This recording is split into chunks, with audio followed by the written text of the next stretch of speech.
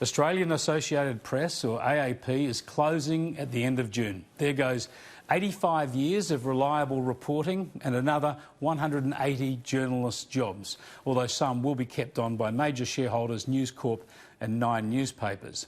The changing media environment has seen expanded free ABC and SBS digital services and other free players, plus the relentless march of social media. It's a pretty straightforward equation. Revenue has been falling, subscribers have been falling, and we're now at the stage where we simply couldn't continue to cut our way to viability, because then you wouldn't have a service. And we have had major media outlets simply cancelling our service particularly the last 5 years. Sydney Morning Herald columnist Alan Moore tweeted, "The free content of the social media giants has killed another golden goose with the demise of AAP. Good journalism costs money to produce, rent, equipment, tech support, etc. They are destroying their food source." The same paper's Jennifer Duke noted in 2018, when AAP was forced to shed 25 staff, the organisation had made a similar submission to the ACCC. For AAP, the changing commercial dynamics have resulted in the loss of clients, specifically broadcasters, who have cancelled AAP subscription services worth hundreds of thousands of dollars. Because, in the words of one TV executive, "We just Google it," the submission said. In an editorial titled "Tech Giants Pilfering News Content May Be Made to Pay," the Australian said the closure of AAP shows how serious the situation has become. Taken together, Google and Facebook have a market capitalisation larger than Australia's GDP. The ACCC, in an eminently sensible recommendation, says they should share the revenue they reaped from using news stories created by Australian publishers after negotiations to be conducted fairly, reasonably and transparently. Those negotiations are ongoing. It all comes back to this basic point. If you want journalism, real news, reliable news and diverse news, you need to pay for it.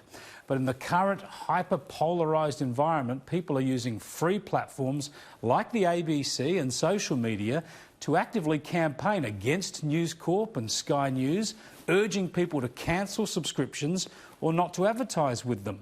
Former Australian of the Year, Professor Doherty, has tweeted along these lines, encouraging people towards alarmist and partisan reporting on climate issues that happens to be mainly free.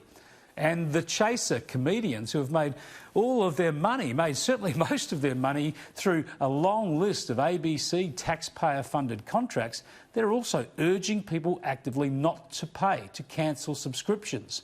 Presumably they are happy for people to keep paying their taxes in order to fund the chaser boys. Then there's the New Daily, funded by industry super funds and therefore closely linked to the union movement. Its relentless diet of far-left commentary and reportage is also free.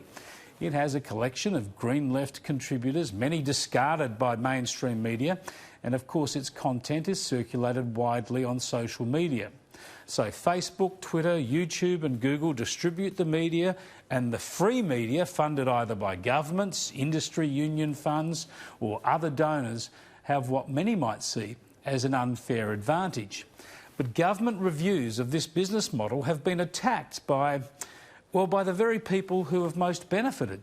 Former ABC presenter and one-time staff-appointed director Quentin Dempster says competitive neutrality inquiries are just News Corp attempts to destroy the ABC and SBS. But when AAP announced its closure, Dempster saw an opportunity for more ABC expansion. For the sake of regional outlets, digital startups, ABC could take over AAP on a local content supply arrangement for media industry, he tweeted. But the ABC is already selling news content, a taxpayer-funded news-gathering organisation actually selling news to commercial operators. It's all detailed here in The Australian today by Brad Norrington. It's just extraordinary that the public broadcaster now competes with private media providers to sell news in the marketplace to third parties. In that environment, surely AAP never stood a chance.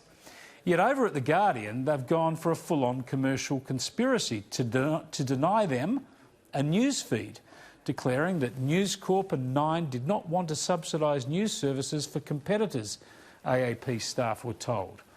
And The Guardian's opinion editor, Bridie Jabor, tweeted, "So it was really about cucking the broader media landscape." Others quickly donned the tinfoil hat. Journalists' union boss Marcus Strom tweeted, "Both Nine Comms and News Corp have questions to answer here. Did they kill off AAP in an anti-competitive move? Was it collusion? Should the ACCC have a look?" Strange, given that just 2 days earlier, Strom was telling a completely different story. And so they are platforms providing photographs and news information for free that there's a huge demand for, and that is money that is being sucked out of the media environment and which is leading directly to loss of jobs and loss of independent news services like AAP. And even more embarrassing for the conspiracy theorists back at The Guardian was this revelation from The Australian. Former Guardian writer and former Oz Media editor Stephen Brooke tweeted, "OK, so AAP says Guardian Australia, which has lamented the end of AAP, actually cut funding to AAP. Yes, a 40% cut to be precise. This, while The Guardian's editor, Lenore Taylor, lamented its decline and explained how they relied so heavily on it." Talk about hypocrisy. The Guardian almost halved its AAP spend and then says there must have been an anti-competitive conspiracy to close it. Follow the money. Former AAP editor John Coomer, who spent a record 45 years at the organisation, came closer to the truth when he said in the Oz, "How can it possibly be that it's fallen prey to a public too apathetic to pay for news from reputable organisations, to a generation that gets its news from Facebook or Google, apparently without wondering or caring who produced it or how reliable it is?" Yet free online media is the problem here. It might be portraying itself bizarrely as the victim and sanctimoniously professing empathy for the journalistic victims.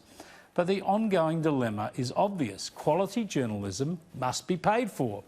And myriad free options funded by governments, union funds or green left benefactors continue to undercut that model and chip away at our diversity of perspectives.